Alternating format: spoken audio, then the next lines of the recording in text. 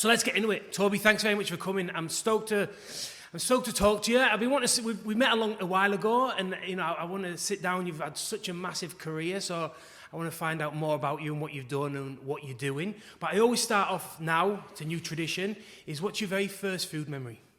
My first food memory I grew up in a really creative kind of environment with my parents both being in creative industry, and my godmother was a cordon bleu chef. So my first food memory is probably being under restaurant tables as a really little kid, because I used to get taken to restaurants a lot, and but probably eating anchovies or something like that would be. Yeah, I grew up with that kind of stuff. Yeah, far out. Do you remember where or anything like that? Yeah, at my godmother's restaurant. She's passed now, but it was called Napoleon in Toorak Village. Oh, yeah, nice, back in the nice day. area. Yeah, it was like upstairs, big, heavy, like red velvet curtains, and yeah, it was cool. Anchovy, that's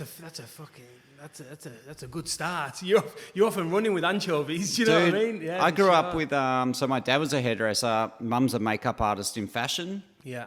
Miranda Kerr, all these kind of people. Yeah, and then all their friends are photographers and artists. And it's much like me and my friends now. It's kind of repeating itself. So probably Bird's going to be a bit of a nutcase as well, growing up in a similar way. It's not a bad life. Birdie, in her first day at kindergarten at the school they go to, I was like, what do you want to take in a lunchbox? She was like, I don't know, blue cheese? I was like, grapes, blue cheese, crackers. Yeah, I don't know if you red wine in a water bottle. I don't know if you'll make friends that way, but you can do it, Yeah, for sure. So listen, you chef, author, TV presenter, restaurateur, podcast host, private chef, YouTube, now ready meal. It's exhausting. That's a lot going on.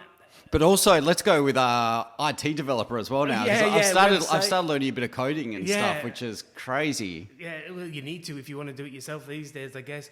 But all that, are you happy with what you've achieved so far? I don't know. Happiness is a strange word. I guess I just said to you as you were giving me a tour around your new facility, congratulations to you and Beck, by the way, on all the hard work that's paid off in this amazing place you've got here. But I said to you, do you ever stop to look around and actually digest what you've done? And I don't do that. I just keep going, and I'm a bit of a maniac where I get ideas. A lot of them are crap and some of them are good. And that's ideas, I think. That's ideas. Right. You can't just have good ones. Good ones, it's just not like an endless flow. You hear songwriters say that they write 1,000 songs for 100 good ones or whatever. Do you know what I mean? You can't just constantly have great ideas. I think Dolly Parton, I was reading, listening to something about her. I'm a big fan of hers. She wrote 2 of the biggest hits in one day on the back of a napkin. Yeah. She wrote Jolene and the soundtrack to The Hitman or whatever it was, Bodyguard. Yeah. In one day on the back of a napkin. So some genius do. Yeah, look, in answer to your question, I think...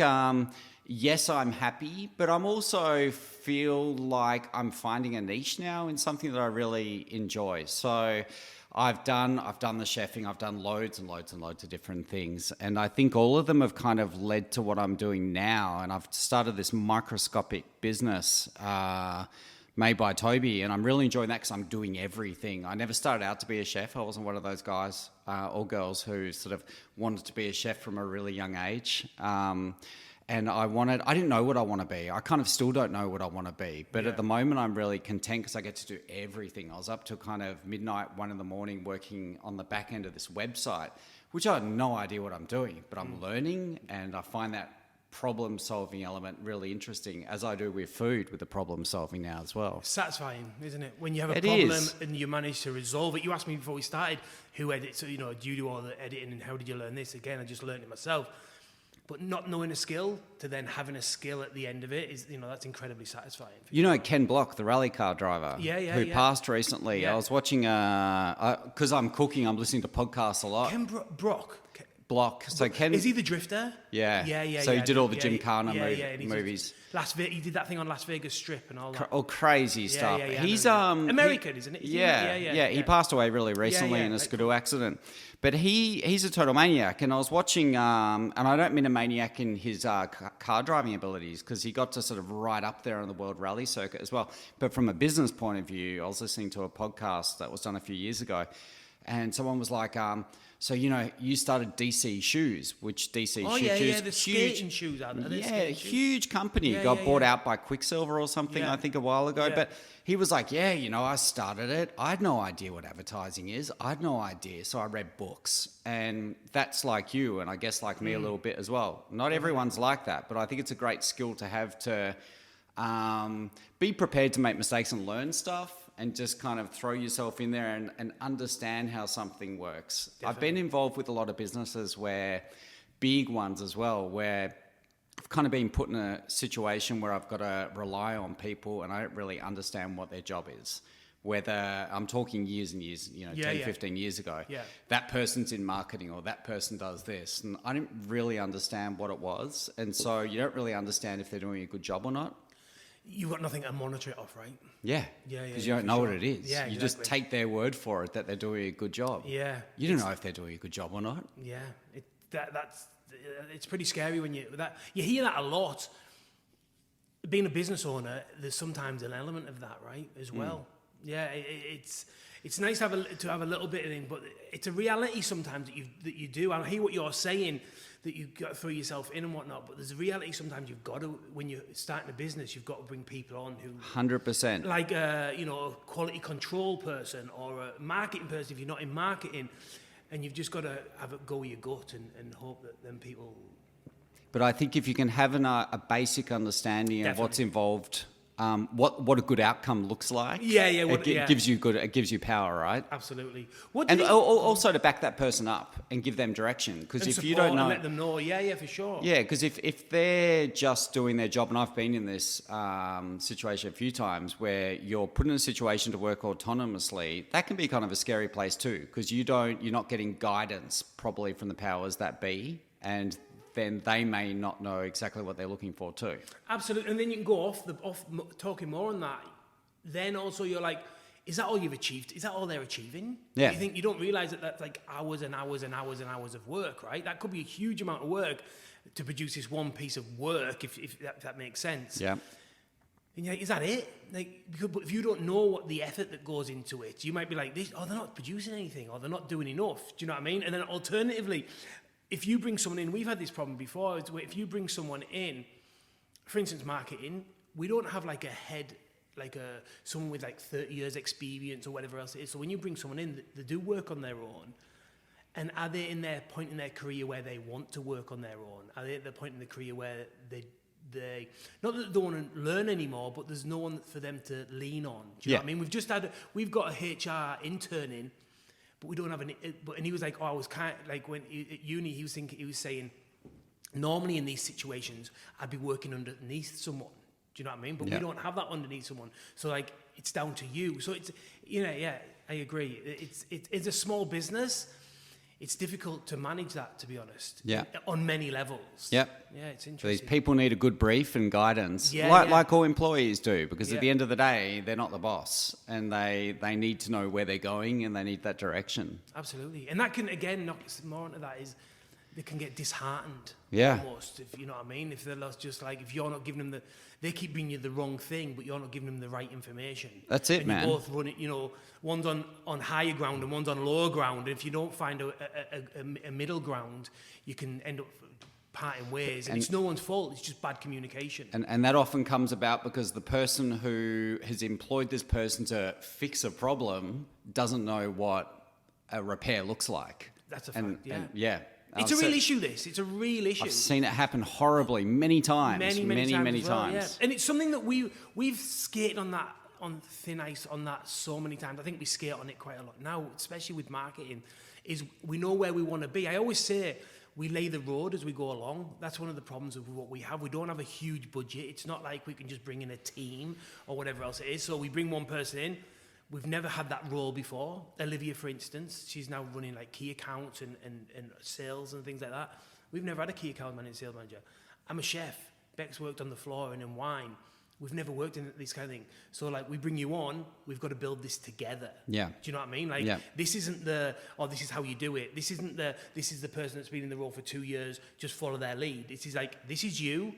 This is the position. This is the end goal. We're going to have to build this road together. And you're going to get frustrated at us. We're going to get frustrated at you. But we just got to communicate and realize that we're both trying to get to the end goal, have a bit of empathy for each other, and let's try and move forward. The big word there is communication. Yeah. Because often that doesn't happen and everyone gets wound up and they just get super busy in maybe going in slightly different directions too. And then lack of communication problems start to happen. And lack of empathy. Yeah, I'll give you a good example. I got picked up, it sounds like I was about to say picked up by the cops or something. I thought it meant like a rent boy. Yeah, I was like, I could have got that direction too, man.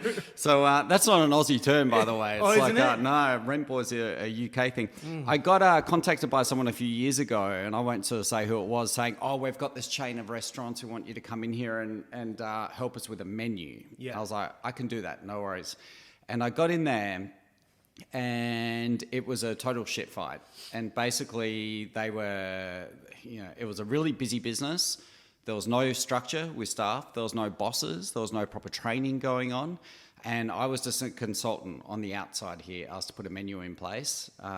Basically, that was going to be subcontracted to a manufacturer, and they were going to start bringing some food in that was already prepared and stuff like that. Starting chain kind trying to like streamline stuff and get consistency across a few venues going.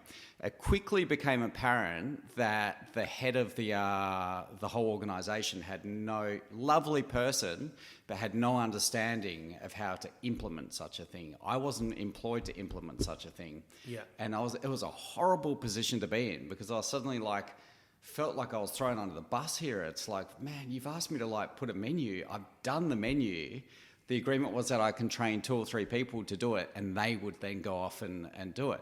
But yeah, it was a horrible position to be in. So I think really, and this all came about of you and I sort of talking about understanding components of business. Yeah. I think if you don't understand those components, you've got no chance. Absolutely. You don't need to be a pro at it, but you need to have basic understanding of it. And that, I think what you're saying there as well, boiling it all down, is people want to generally, people want to feel like they're doing a good job. Yeah. So if you do your menu and you've done your good job, but their expectations were something different, and you come away feeling that you didn't satisfy them, and you didn't do the job it was just a big mixed communication. You come away feeling deflated, like, oh, that wasn't great. Angry, dude. Angry. Frustrated and all the rest of it, right? Their understanding, because I sat them down and I was like, what do you think's happening here? Well, we thought you were going to come in and just fix the whole business. And I was like, shit, okay, I'm only doing 2 days a week. We thought you were going to overlook the whole kitchen operation of 4 businesses. And I was like, fuck, that's a big job. Right. Yeah. So that was a lack of understanding on that person's part of what actually happens within the business on a day-to-day running. Yeah, interesting. Anyway, man. Yeah, that was nice. So you asked before if I was happy. I am happy. Yeah, that's good. I am happy. What's been your happiest time cooking, would you say? My happiest time cooking in restaurants or anything? Probably in your career, professionally, not sat at home drinking a glass of wine with your wife or whatever. That's a nice time. Yeah, but I mean professionally, learning or being around something or whatever. Yeah, I think I worked at, two kind of times pop out, well, many times actually, but my happiest times are always working with a really great crew. Yeah. And that can be anywhere in the world in any single kitchen. But I mean, I had a time when I was probably 19, 20, and I was working with just a bunch of really energetic, cool people in Cafe Cucina in a restaurant in Melbourne. And we'd all been working there a while, and we all knew our stuff. And going to service was heaps of fun. You just knew you knew that the jets were ready to rock, and you could take on anything. You've been in kitchens where it's like that. Oh, for sure. And it's you feel no matter what comes in, we can deal with this. We wanted it to be busier. I remember being there saying, let's hope we do 200 covers tonight. We're give it to us. And now in pushing 50, I'd be like, oh God, give me the wheelchair. But so that was a good time. Also, I was lucky enough to I opened a restaurant called 15 in Melbourne many years ago with Jamie Oliver, and I was getting quite burnt out. And you've been in the situation where you're in a kitchen and you're just giving, but you're not getting a lot of recharge. So George and my wife said to me, why don't you go to Italy for a while and just be there and just spend, 4 weeks or something and just eat and just don't do anything. Of course, I'd done I think it was 3 books at the time, and my publisher at Penguin was like, "You go to Italy, write another book," and I was like, "Oh, here we go." So, but it was a great experience. So I spent 6 or 7 weeks traveling Italy totally by myself with a very loose plan, and because I was by myself, I had the flexibility to be in a place and say, "Right, got what I need here. Let's hop on a train, go somewhere else." So I was like moving every 48 hours or something like that. But I had a time there where I bumped into a friend of mine who lives. Have you been to Lucca in Italy? It's in Tuscany. No, I've been to Tuscany, but I haven't been there. Right. So up on the hill, there is Lucca's like a walled village, a very beautiful place. And it's mainly a walking village. Like you just walk around there. It's a small city, I should say, but it's picturesque as fuck. It's amazing, incredible food. And then you got the hills of Chianti Classico surrounding it. So amazing wine and everything like that. There's a villa up there called Villa Forci, and it has been passed down through many generations. And at the time I managed to get there through a friend of a friend, there was a lady named the Baroness who was there. And she and I speak Italian to a degree. We got on like a house on fire, like just, she's swearing and she's into Led Zeppelin and stuff, having a really good chat. And she did this really cool thing. So the family farm, I call it a farm. It's like, 10 square Ks or 5 square Ks. It's a big area.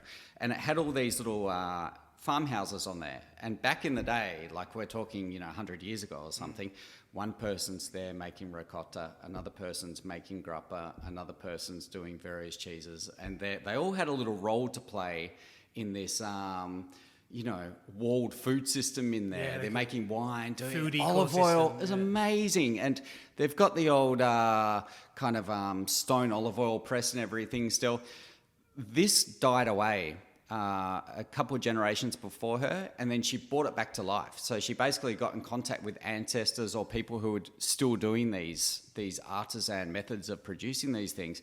You can come and live here for free. You can produce on my land. You can sell it. You just got to give me some, not to sell, but just to have in my home. So, survive on. So one of my favourite food memories is being there with her. And we're just sitting there having ricotta that's still warm, with grappa from, 200 metres down the road or something like that. Olive oil that was so cloudy because it's unfiltered, and just the smell of this stuff, man. It's like you smell the olive oil and then smell around. It's the same. It's coming from the land. Yeah. So I ended up making her like a little fresh pasta on the spot with like broad beans we picked. And I think one of my favourite food memories is just sitting with her potting broad beans with a glass of wine, and just making very simple food with really simple ingredients and highlighting and showcasing those ingredients, which is kind of my whole ethos with food is let's not change the shape of things if you don't need to. I remember having this kid working for me in Melbourne when we had 15, and we got the most beautiful, they were like black Russian tomatoes, and they'd just come off the vine, and they were like, you smell them, they don't get better.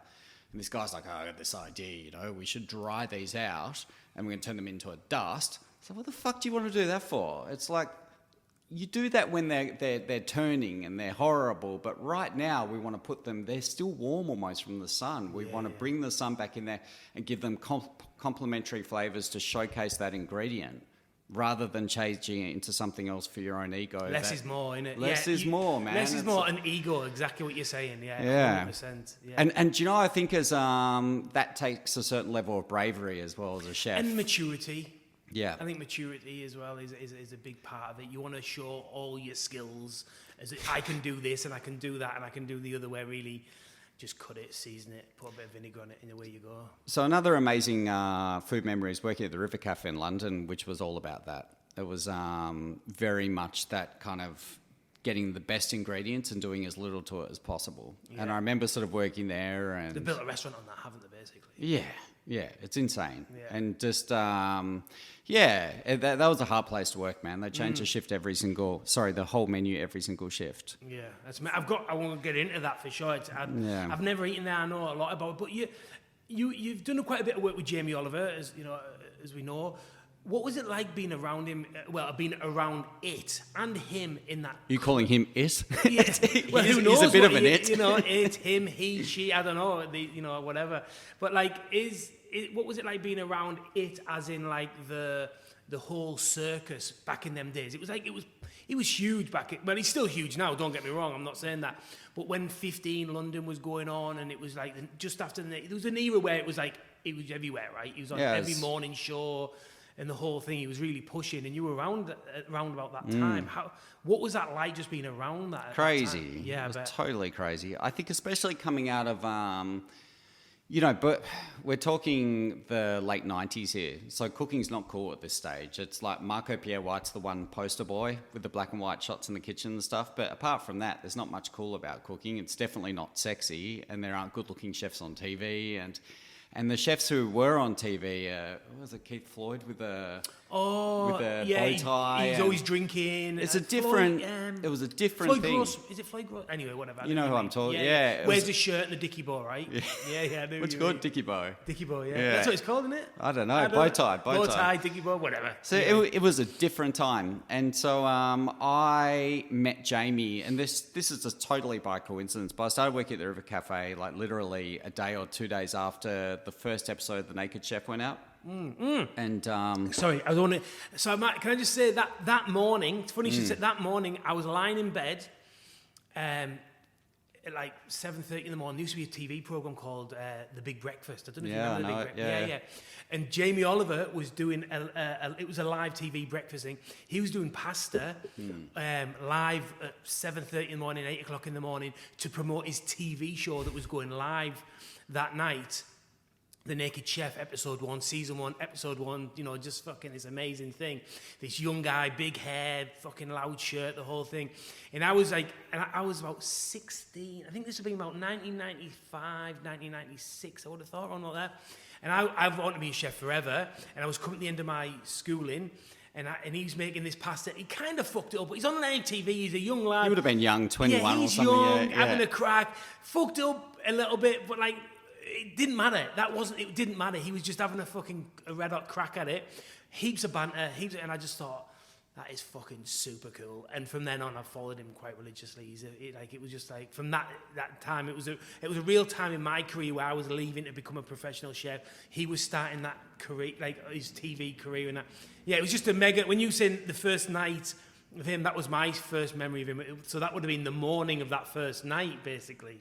I think Jamie would have got huge regardless because he's so flamboyant. But there was, I don't know if you know the story, I'll tell it real quick. But there was, at the River Cafe, before I started working there, Darren Simpson. Did you ever come across him? No. Do you know him? I've heard of him, but I don't.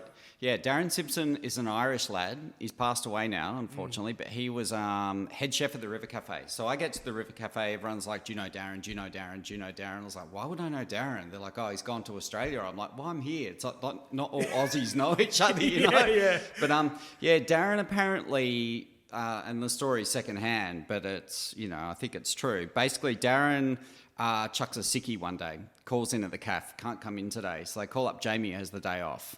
Jamie's like, oh, I'll come in. BBC cameras are there doing the... Channel 4, wasn't it? Yeah, I don't know. I think it's Channel 4. Oh, maybe not. I think it's Christmas at the River Cafe. Yeah. So there was a thing they used to do every year with Rose and Ruth, looking at all the food they serve at the River Cafe around Christmas. And Jamie's there cranking past or whatever he's doing. The cameras just kind of gravitate to him. And Jamie, because he can talk, not everyone can actually talk and cook and be quite interesting at the same time, but he does it really naturally. And... apparently, after that went to air, he almost got a call from every network saying we want to do a show with you because nothing existed like that at the time. And he made cooking accessible. It wasn't this. And it was so like rock and roll. He was in the band. He had the hair sliding down the banister on his Vespa. Yeah, man. Like, all his mates were coming round. It was fucking sick. The way it was shot, the music they used, like stereophonics, Jamiroquai, and all that stuff. It was like you say, end of the 90s. It was like it was a real moment, and Anyway, the question was what was it like being around? Yeah, it was crazy. So I basically was back in Australia. He called me up asking if I would go back and be head chef of 15 London.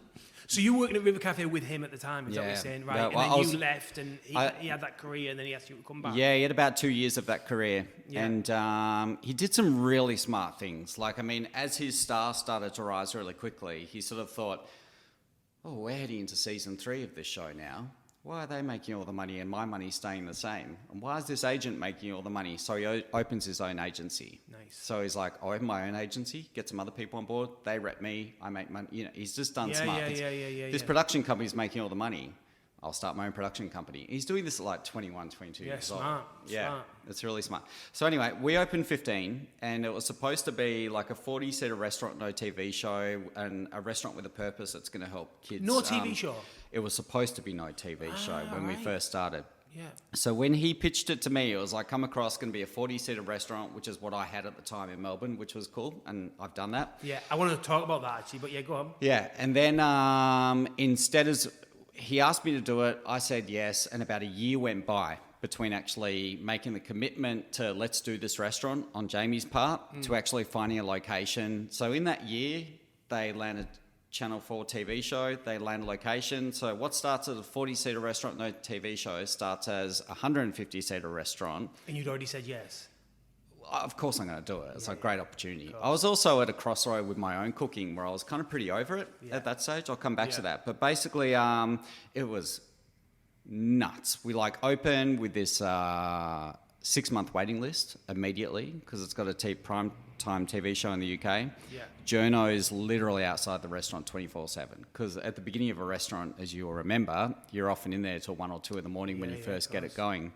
So they were there the whole time. So do you want to just go through the concept of what a 15 is? Because there'll be people, I think it's been and gone. It might still be running, but it hasn't got the publicity. Yeah, it feels like it's in my life, but it's like these young kids, they won't know what... So 15 was basically, it was a social enterprise restaurant. So Jamie came up with this idea, influenced from a bartender he used to work with, I think, who came up with a similar thing for working with grog. So basically...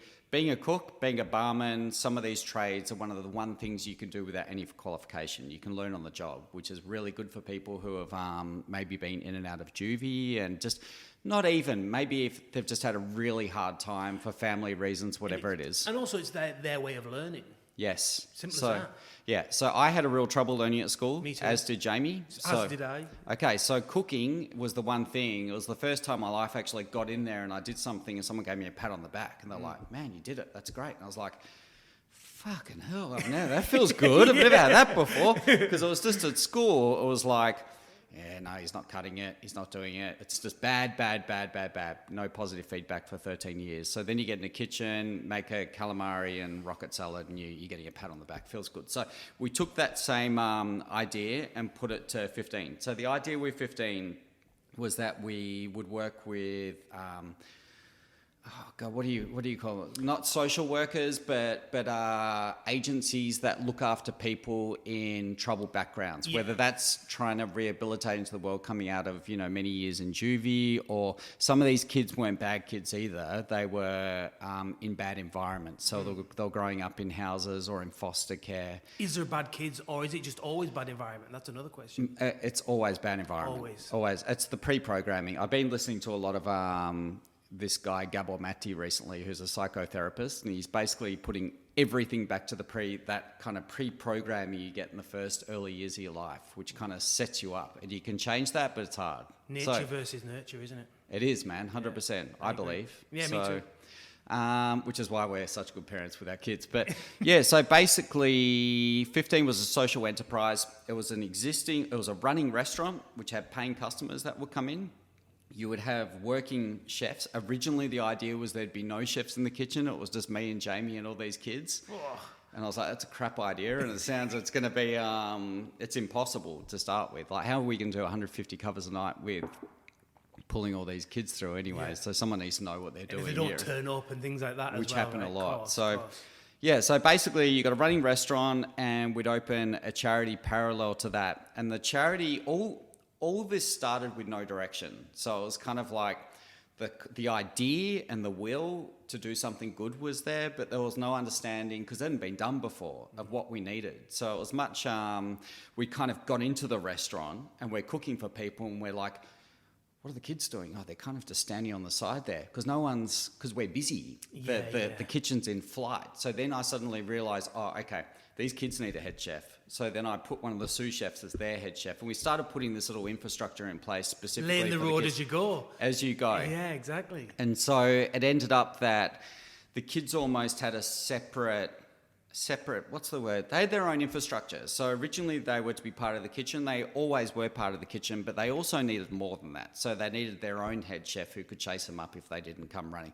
They needed their own head chef. And this head chef had nothing to do with running of the kitchen. It was a people manager, somebody who would look after them, support all the rest. Yeah, and make sure, because sometimes these young people would rock up and they would have been through horrific things you don't want to hear about. And my mum looked after kids in care. I was brought up around this. So and you tell something's wrong, and but at the same time you get 150 people for lunch, so that beast has got to keep moving. So to have that person there, in Australia it was Glenn Flood. You've interviewed him, Glenn was amazing, and he's got a phenomenal character as well at that kind of thing. Who is that guy, man? He's like a total maniac. The first time I met him, he like came up to me. He's like, "G'day, mate. How you doing?" He's like, Glenn's what? He's not a tall man. Guy, yeah. Also, the biggest person you've ever met in your life as well. But I remember walking around the corner a couple of times and seeing Glenn give it to the really having a hard word with these kids who were like 6'2" and stuff. Gangster. Dude, he's like, you don't do this, you don't do that, yelling at these kids. Yeah. But they, he had the utmost respect of everybody. But yeah, anyway, 15. We did that in London I did it for 2.5 years. I came home from work one night and Georgia was, who's my now wife, was kind of getting a bit homesick, and I'd done the job for 2.5 years, and I was like, let's get the hell out of here. It's still raining. We'll go home, and I was getting homesick. So we decided, Jamie gave me the blessing to do 15, but he really wanted me to do something different. He was like, why don't you, because he'd been to Melbourne a lot, loves Melbourne. He was like, why don't you do like a pasta bar here? Hadn't been done. And you can roll fresh pasta on the bar, like a couple of places we've been to in Italy, have it like a bar-style restaurant. So you can walk in, like in Japan, we can go in like we are now. You just sit at the bar, chefs directly opposite you cooking and just passing the food across to you. It's huge now in America as well. Table, I think they call it bench restaurants or something, table restaurants. Yeah, but we wanted to do it, like 15, 16, 17 years ago. It wouldn't have worked. It's like when we came to Melbourne and we did 15 here, people were like, why the hell are we paying like $30 for this tagliarini with rabbit ragu? We're like, well, the pasta's hand rolled. Like, you see that guy there, he's rolling your pasta. It's just pasta. Like, well, Melbourne's come a long way since then, and it was a bit I love that building it was in. I don't. Don't I you like hate it? With so many problems. Yeah. That's the reason we closed it, is that building. Yeah, I heard it's a few restaurants have been through there, to be totally honest with you, but I love that, going down the Paris end of Collins Street, hang down the alley, down the steps. It's like, I don't know, it feels very like... Have you been to Philippe Michel's restaurant down there? Yeah, okay. Yeah, I went to there, and I went to when Gerald had it. Right. And I had it, and before... I think I've been to it every time. I never went to it when I was 15, because I wasn't here when it was 15. I've been to every one since. I love that restaurant. I love that room. I know a lot of people say it's got nightmare and sewage. And it's a heritage listed building, exactly. So you're dealing with 120-year-old sewage pipes and stuff that. We had a particular problem that went on for 4 years. That was the end of the business. In the end, we had a smell of raw sewage coming into the restaurant. It's all fixed now, though. For the record, like you go in there, it's beautiful. I don't know if they fix it. I located the problem at the end with an engineer, but it was. Not an easy fix. You kind of, and this is what we were talking about before, you rely on people that have a skill set you don't to help you fix problems. I don't have a skill set with plumbing and stuff like that. Yeah. So I'm like, we're gonna poo smell in the restaurant. What's going on? Well, it could be the grease trap, could be this. Spent hundreds of thousands of dollars trying to fix this thing and closing the restaurant. And in the end, it was a pipe that was under the road that was so old it was made of terracotta or something. It wasn't even on the maps, and it had poo floating around there for some reason. It was a complicated issue, but old buildings. It's a great spot. I love it. I do love it. A friend of mine bought that old 15 restaurant, that old building. Howard Eggleston, he's called. He's put his steakhouse. Oh, the actual building itself. I don't know if he actually bought the lease. His restaurant is now in there. I used to work for him. We opened a company called, he owned it, and I ran some of his restaurants called Hyde Bar in the northeast of England. But now he's just got another thing called, I think it's called Porthouse or Is that the Gerald's Bar one? No, it's in England. No, the one in England. Oh, okay, gotcha. The original 15, yeah. That original building, that 15. He just put in a steakhouse in there like a year ago or something, And then another thing from 15 here, Max, I don't know, I don't know his surname. He was a part of that 15 group in Melbourne. He was awesome. I remember Max. Yeah. And now he's just come back for a period of time. He's now working at a 2-star, or was working at a 2-star in America. So that's it. So, from 15 to 2-star, that's like it's an amazing success. I got a couple of kids I trained, one in England who's done really, really well. And it's funny because some of the kids, when they're young and they're with you, you see potential and you sort of think, oh, they're a bit of a smart ass or they're cocky, they're not going to stick with it. One of them's gone on to get freaking 1 or 2 Michelin stars himself, like as a chef. Yeah. Released a couple of cookbooks and like the nicest guy I've ever met. But amazing. That's what it can do. It's humbling. The kitchens can be a very humbling experience as well, right? Yeah. Do you know the cool thing with that project is that what we learned, which we didn't know when we started it, we thought we were training chefs, but what we quickly learned is we're not training chefs at all. What we're doing is giving people confidence within themselves so they can actually achieve something, which is what I learned through cooking. But what a lot of these kids did is I reckon probably only 10-15% of them actually stuck with cooking, but all of them went on to get a job. Because up until then, they just had failure. Or even if they didn't get a cooking job, they got a job. Yes. Yeah, they give them the confidence to... I can do this now. Something. Yeah, so I've achieved this, but I hate cooking, and that's fine, it's not for everybody. Yeah, go and do what you want to do. Yeah, exactly. Yeah, you're accepted, right? People do accept you. Yeah, I had this kid who was... he'd been through some horrible stuff, and...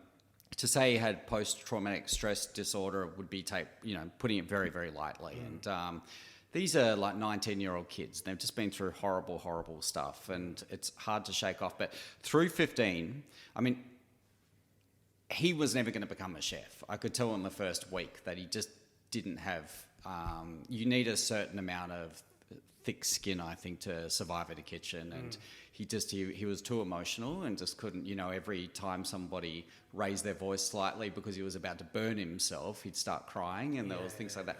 But he took, I guess, the confidence he got from everybody in the kitchen who did an amazing job. He became like a manager at Dick Smith. And I remember walking into Dick Smith electronics store one day, and he sort of came up and he was like, "Hey, Tobie." I was so proud, to see that guy. I was like, holy shit, this is... And, it's funny in our careers because a lot of times you go through these things and at the time it's absolute hell. And then total hell and the hardest thing you've done and everything about it's hard. But then you have things like that come along and you're like, oh man, it's so worth it. Sure. I get messages on Instagram and different things. I got a message today saying that guy's changed his career. He's a teacher, but now he's teaching young kids how to cook. He's, this, that, the other, and it was because he's watching me and he's got inspired and decided to get on this food journey. They're the things. But thinking about them kids, honestly, I know you did 15 of them, but I could genuinely cry to think how many kids are out there that are just having a fucking shit time of it. It's just... In kitchens or in general? Just in general, they're just born in a bad situation, or the mum zigged when she should have zagged, or the dad, was in a... Whatever it might be, and it's no fault of their own, but they're just in this fucking shit situation. It's just terrifying. It's so sad. I heard a lovely saying recently where the one thing we must try and do as parents is not create a situation which our kids have to recover from. Yeah, for sure. You don't want to have to recover from your childhood with getting all this therapy and all this kind of stuff. For sure, but it's not easy though, man. It's like being a parent's hard. It is. It's really hard. But I just think, you see it, right? And maybe even when you really look at it, even Jamie always tries to do a lot of this as well. But even if they're just getting a good meal, do you know what I mean? That can be a win for them, right? Literally just a good meal could be a win for some kids. Well, also just being in a situation where they're maybe not sitting in front of a TV by themselves eating, and just having someone to talk to and, hey, how was your day today? What was the high? What was the low? Giving a pat on the back. Yeah, do you hate this food? Do you like it? What's going on with it? With all that going on, with everything that's was happening around that time and everything that you've happened in your career, have you ever suffered from any anxiety or even imposter syndrome or anything like that? What's imposter syndrome? Imposter syndrome is something like when you're I in a position. I don't. You know? You so don't feel like you should be. You don't deserve to be there. You don't deserve to be there. Or exactly. Yeah. Yeah. I watched Dave Letterman with Billie Eilish the other night. Have you seen that? I haven't. Where he interviews them, and they both suffered from that. It was pretty cool. I don't know that it's very common. It's very common in a lot of things. Yeah. I don't know that I suffered from imposter syndrome. I definitely suffered from anxiety. Like when, big time. It's like basically if you look at what I did in my life, I kind of went from restaurant to restaurant to restaurant to restaurant, and I was running a 40-seater restaurant to suddenly running a 150-seater restaurant with not a lot of structure around it because we're all kids with the keys to a Lamborghini. But none of us had licenses, if that's probably a nice analogy. I get it, yeah. And that's what 15 was back in the day. We had no one sort of saying, you know, this is the food cost. We were just buying. Truffles, sick, we'll take 20 grand worth. Tuna coming from Finland, you know, tuna coming that's hand caught. Let's get it like FedExed over here. And it was out of control. So when I came back to Melbourne, so basically I just went on this, you know, normal cooking trajectory, and then I went up the highest part of the roller coaster real quick. Yeah. And I stayed up top for a while, and then when I was in 15 Melbourne, stuff got really hard because I suddenly was not having fun. I was just dealing with problems the whole time, which is often the life of an exec chef. But I was also 31 years old, and I was a part owner, director of that restaurant, a director of the charity that was running it as well. So I'm liable for, you know, I don't know, 1.5 million a year in fundraising, which is something I'd never done before. You had to get that. With the help of other people. Yeah. But I'd never done that before. So I'll be knocking on people's doors. Can you borrow me 20 quid? But because I was young, you know, and we've got a TV show coming along and stuff like that, I was like, yeah, I'll be a director. Let's go for it. No worries, you know, stupid things to do. But also helped a lot of people out. So it's you know, had its warrants. But basically I got to a stage, man, where I'm working in the kitchen. I was like, someone's like, there's Georgia. I was like, where? And they're like, it's over, I couldn't see. And I started losing eyesight quite rapidly. And I ended up going, Georgia's like, then I had a car accident. I crashed the car. Not badly, but I shouldn't have done it. But I couldn't see. And so my eyesight was deteriorating. I ended up going to the doctor, and I realised the GP had no idea what was going on. So I ended up going to a specialist. And I had one of these scary days. I don't know if this has ever happened to you, but you go to a specialist and they're like, right, I need you to go see this other specialist ASAP. And I was getting bounced around. I was in Cabrini Hospital. So all the specialists are there. And I spent about almost a day just like, we can get your appointment in 10 minutes or an hour or whatever. I saw like 5 specialists. I ended up with this thing that's basically brought on by stress called central serous retinopathy. That's a fucking fancy word. Dude, basically what it means is you got fight or flight. What is it? Yeah, fight or flight. Yeah. When you go into flight mode, your cortisol levels go through the roof. Yeah. And so my cortisol their levels were always through the roof. So I've been on this like thing since I was 19, and it took this for me to understand what was going on. But most people, they get out of bed and they're relaxed and they're cruising along. I was getting out of bed to start work at 6, and within 5 minutes of getting up, I'm going, dude. Yeah, the whole day. And so when I was getting, you know, if the line's kind of here, when I'm bouncing, you know, the line's here for normality, I'm waking up here. Yeah. Most people, when they're getting stressed, are getting to here, but I'm here already. So when I'm getting stressed, I'm going up here. I'm seeing red, you know, when I'm freaking out. So basically what was happening was I was getting so stressed, I was getting a leakage of fluid behind my retinas that was damaging my eyesight. So the doctor said to me, you need to go and see like a therapist or something and work out what to do here, because you got to bring your stress levels down. And I went to see my GP to start with, and she said, right, let's hook you up with some Xanax. We're going to give you, you know, these like anti-anxiety pills and heavy stuff. And as she was talking, I kind of stopped listening. And I started getting more and more blind as she was talking. Yeah, do you know what I mean? But as she was talking, Robbie, I started to think, man, this is a Band-Aid. I've got a serious problem, and this is one of these first times in my life no one can actually help me. These drugs are only going to Band-Aid it. Yeah. So I started doing yoga, and I'd never properly done it. And I remember going to the first yoga class, and I walked out, and for, I reckon, the first time in my life, everything was still. And I looked up and was seeing, I wasn't on acid or anything, but I'm like seeing leaves move in the trees. I'd never stopped to notice that stuff before because I'm always rushing. Yeah. I was like, holy shit, this is what mindfulness and like being still is about. So I started doing yoga. I got quite addicted, like I do with everything, you know. I never go in lightly with stuff. It's like, we'll fucking do it. We go all the way.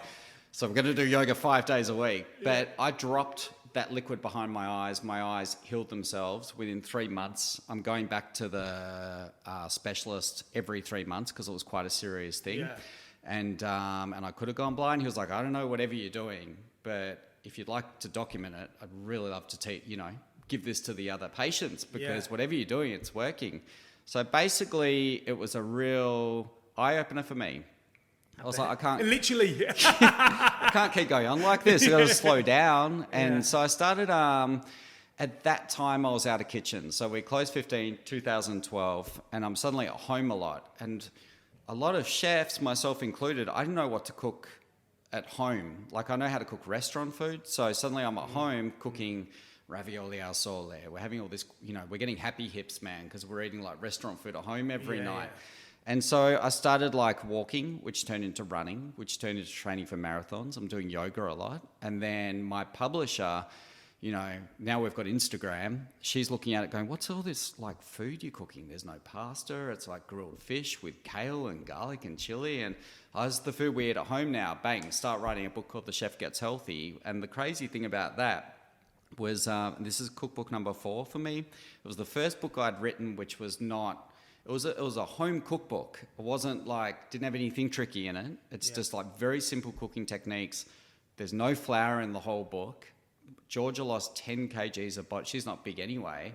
10 kilos of body fat during the test cooking of the book. Like, she got shredded, dude. She was like, don't hit me kind of thing. She was like proper, she was hardcore. And the crazy thing about this, and I'm not going to get pushy on the kale or anything, but we got to a stage with kids where all our friends had kids. We're like, George was like, do we want to have kids? I was like, not really. We're going overseas 2-3 times a year at the moment. I was traveling a lot with work, which was awesome. We're having a good time. We've got a sports car. We don't want a kid coming and mucking all that stuff up. But we thought maybe we should at least see if it's possible. So we went to see if it was possible and did the test. I had an awkward moment. I won't go into it because it's a little bit dirty, but where you take the sample and... You have a wank in a cup, you mean? Yeah. Basically, they said you can either do that. You've got to, let's call it a sample. You've got to put the sample in a cup. You can either do that at the lab or you can do it at home and get it to the lab. I've done heaps of these for the record. I've done fucking heaps of Well, these. I've done it once. But I've done like... Probably 10. I've done this 10 times. I've done it at the lab. I've done fucking heaps of these. Well, I didn't fancy going to the lab. I thought we'll do it in the comfort of home. And they said, but you can... I like the way we're on, talking about jerking into a cup on a cooking thing. Yeah, it's life. It is life, man. And a lot of chefs go through this kind of stuff. Especially the heat and all the rest of it. Well, apparently the heat's not good for your fellas. 1,000%, yeah. So anyway... I won't tell the story because it's a bit weird, but basically, I will tell the story. Please. I get the sample. I've got it sitting in the passenger seat, jizz in a cup sitting there, and I'm driving across town, and I get to the lights. It's like a hot Melbourne summer day, and the Red Bull girls are there.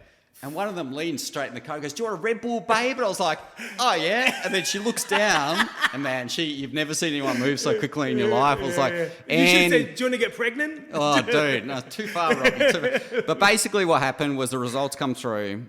The Jewish doctor we have looks at Georgia and says, so the problem's with you, to me. I had like a 1 in a million chance of getting pregnant. She said, so if you guys want to get pregnant, it's IVF. She said, for you, it's probably pretty much 100% stress and your previous, lifestyle of working in kitchens, oven next to the nuts, not good, slow cooking the little swimmers and stuff. During the process of this life change I went through, which was one of the fondest memories of my whole life, was actually I started getting up at 4 a.m. and going running, not every day, but like 8-10 Ks. Yeah. I just never felt like this before. I was like, this is awesome. I was lucky because I had some pretty heavy consulting gigs at the time, which were bringing in good money, but working from a computer. So I'm not working 80. I had 80 hours of my life back a week, which is a huge life change. Yeah, I reckon. So at the time, I've been working with Jamie on various projects, not just 15, but like in TV shows, but also behind the scenes on a lot of stuff. He asked if I could, when he became the Woolworths ambassador, whether I could help him do some content. So I was up in Sydney filming, and it was a big production. There was like, I'm going to say 30, 40 people on set. It was like quite big. And, you got the client off in the green room watching on monitors. It was Woolies. It was a big thing. I've only ever done one of them, and it wasn't nowhere near that big. It was like maybe 12 people. No, We'll say 12. It was probably 6, but you know. Did Iron Chef America? I'm going to say that was pretty intimidating. To be totally honest with you, it's pretty intimidating. Get used to it. Yeah. But basically, Anyway, this story ends in like 1 second. So what I'm saying is, 12 was intimidating. 40 or 30 would be fucking terrifying. I think it gets easier the bigger. Yeah, okay. So basically, I'm filming, and I was killing it this day, having a really good day.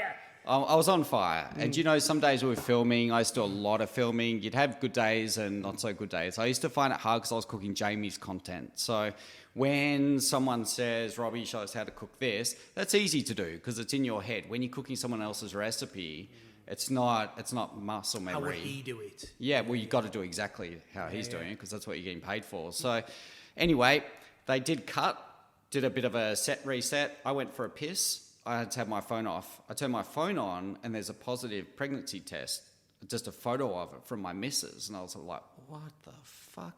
Because they said to us... I know what you're going to... I know exactly... Get it. Well, they said the only way you can do it is IVF, but we decided not to do that. Like, that was the choice for us. So we got pregnant naturally. And I to this day, maintain it was diet and lifestyle. Yeah. That's a great story. Yeah, thanks, dude. And she's a handful.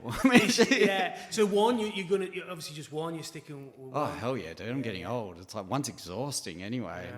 She's exhausted. I mean, she's the most amazing thing that's ever happened to me. But she was, I couldn't do 2. No way. So I mean, Zach downstairs has 3. Yeah, a couple of my friends have got 4. Like I couldn't. Yeah. Shannon Bennett's got 6. 6. Yeah, you laugh. Don't you love as well? They add 4, and then the 5th comes along, twins. Oh, so it's just like 6. 6 is mega. And anyone that, God knows how you do it. God knows. I was going to say you worked, kind of changing gears a little bit, and I want to go back to River Cafe because it's such an iconic, world-renowned restaurant. What would you say was like your biggest takeaway from there? Like, I was doing the restaurant. Chris downstairs, he also worked there, and I always feel like the people that work there are not similar, but no, they are. They're different. Yeah, they've got like a. They all come in like this kind of bubble. You kind of know. You could say I worked at River. I could have picked that. Yeah. Do you know what I mean? It's a total. It's like back in that day. There was the Gordon Ramsay kind of camp. Yeah, hardcore. Let's call it Michelin camp, yeah. where you've got all the Frenchish restaurants in London. Yeah. Probably similar to the ones you worked at, or my friends have worked at back in the day, Le Tonclair, all that kind of stuff. And then the Gavroche, and then the River Cafe was something totally different altogether. But I landed there totally by accident. I was working in Italy, and I had a girlfriend at the time in Italy. I came back to see my parents. And she said, I was in Melbourne for about a month. And she said, hey, I'm going to move to Paris. I've been accepted to a university over there. Do you want to come? I was like, hell yeah, I'd love to come to Paris. So I'll come and cook in Paris. Because I wanted to, it seemed like, at that stage, I've been cooking Italian food for a few years now. Let's cook some French food. So I arrived in Paris to find out she's been shagging my best friend. Oh, but she told me like 10 minutes off the plane. I was like...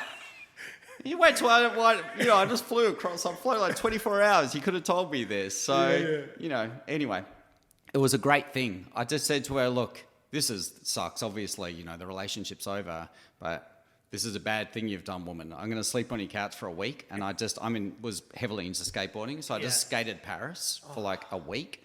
Had an awesome time by myself. No mobile phones back then. I think I had a Discman and just cruising around. Sony Discman. Yeah, go see the Eiffel Tower, just skateboarding around, and I had a cool time. And then I basically got to, okay, what do I do now? I didn't have much money as when you're in your 20s and you're a cook. So either we go back to Italy, where I got lots of contacts, go back to Australia, which seems like a crazy thing to do, and then I ended up calling a friend of mine from Melbourne, a girl, and she's like, oh, I'm in London.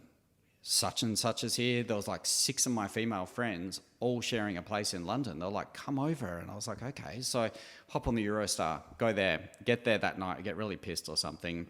I wake up the next morning and I'm like, it just felt, apart from being hungover, just like had no idea what I was doing. I was like, what? I'd been working in the Italian Alps, Lake Como, really picturesque, beautiful places. And suddenly to be in London, it didn't, concrete jungle. Yeah, it's like it wasn't enticing to me. And it's also, my dad's from London. Oh, is he? Yeah, well, originally from Weymouth, but I went to England every year of my life. They took me over there to see his parents. And so it wasn't a novelty thing for me. Like for a lot of Aussies, it's like so a real that's how novelty. you managed to get around because you've got dual nationality or something. Yeah, Right, got dude. it.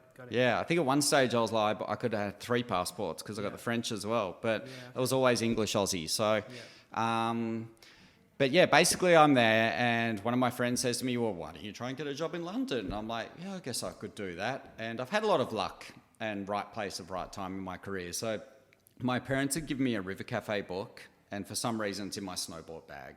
And so I should mention that I've always travelled. My whole career has pretty much been led by snowboarding. It's like, we'll go here because I can go snowboarding over there, or, that's close to the mountains, or I can go there because I can make good money to go snowboarding after, or something like that. So I've worked a few seasons where people, that's all, they go somewhere for the summer and then they go back skiing. Or they go to Canada for one summer and then they come, a lot of... I started cooking because of snowboarding, basically, is how I got into it. And basically, I called the River Cafe, and I was like, I'm here and I've worked at these places. Oh, they're like, can you come in this afternoon for a chat? I was they like, love Aussies as well, right? I think heaps of Aussies. Yeah, they love so Aussies. Yeah. I walk in, Ben O'Donoghue, I don't know if you've heard it. He's in the kitchen. He's like, I staged at Titanic. Right. Do you with remember Ben. that? Yeah, with Ben back in the... This is like... Ben was head chef, right? He was head chef, yeah. Okay. Ben's a really close friend of mine. So Ben, I hear this, "G'day, mate, where are you from?" Ben's got a more Australian accent after 10 years in London than someone living in Broadmeadows right today, And he was like, "Oh, I think I skateboarded there." So he was like, "Oh, you skate, I surf." So we've got an instant, we're board riders, got a bit of instant connection and stuff. I got the job. She, being Rose, who interviewed me, had eaten at some of the places I'd worked at in Melbourne. And so I got the job, start the next day.